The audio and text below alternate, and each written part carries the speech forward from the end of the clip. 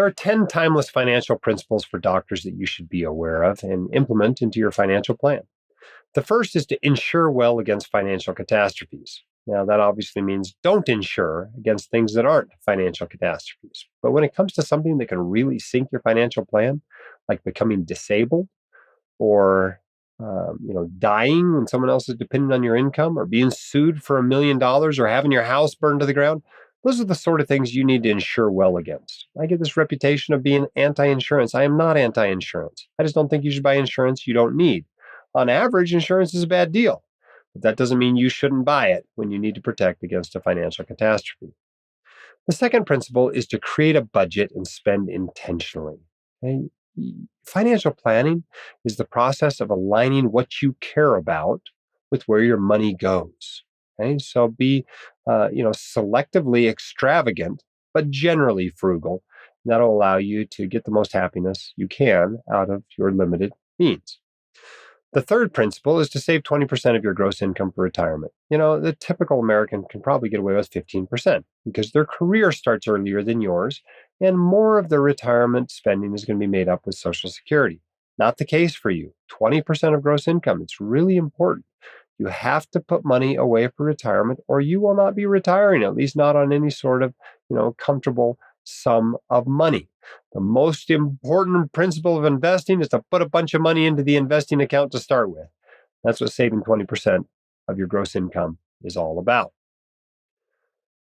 The next principle is to have a period of time after you come out of training where you really concentrate on your finances. I call this a live like a resident period.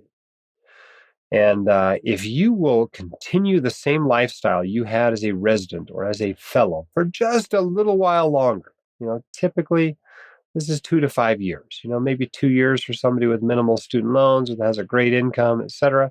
Maybe it's 5 years for somebody with a terrible loan to income ratio.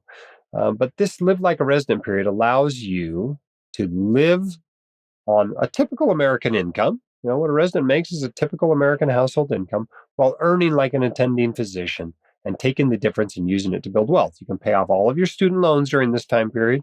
You can save up the down payment on a dream home. You can catch up to your college roommates when it comes to retirement savings. You can do it all, but you can't do it all and instantly grow into your attending income, which is what happens naturally if you don't pay attention and deliberately maintain this lifestyle for a little while longer. Not forever. You don't have to live like a resident your whole career. You can enjoy this income you're earning.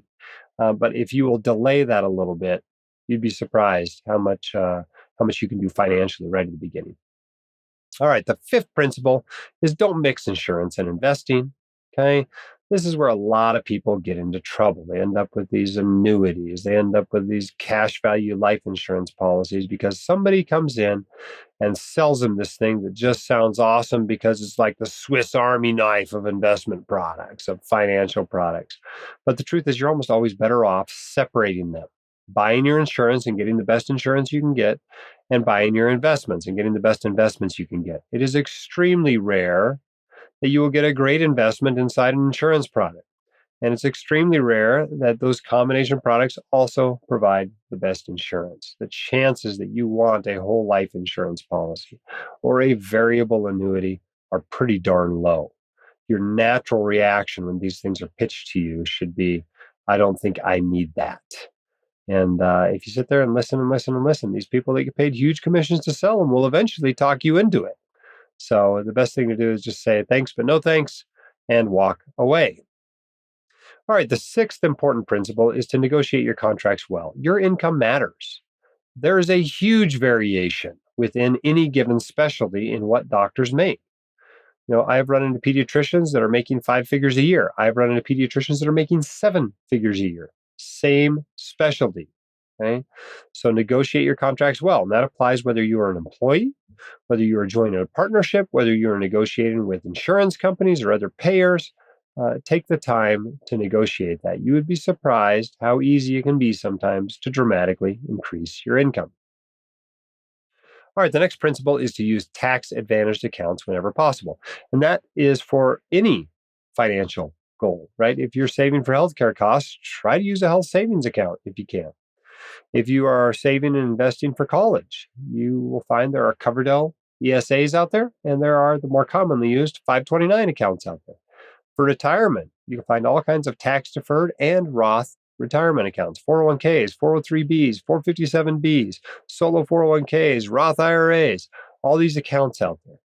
Whenever possible, use them. These are a great gift from the government, not only for the upfront tax break with the tax-deferred account or the ability to make tax-free withdrawals with the Roth account, but for the asset protection you get. In most states, these are not available to your creditors if you had to declare bankruptcy.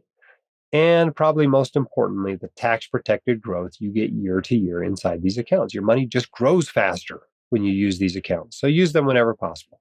That doesn't mean you can't save for retirement and other goals in a regular and non-qualified taxable brokerage account, but you ought to preferentially use retirement and other tax advantaged accounts when you can. Okay, the eighth principle is to get used to paying cash for stuff. A lot of doctors, about 75% of doctors, graduate from medical school owing money, owing student loans. 25% come out debt-free. The other 75% owe loans. And after living for years and years on this borrowed money, it feels like monopoly money and feels normal to have that sort of debt. And so lots of docs just continue down that pathway, and they have a couple of car loans. They got, a 0% down mortgage. Maybe they get a second home, get another mortgage on that.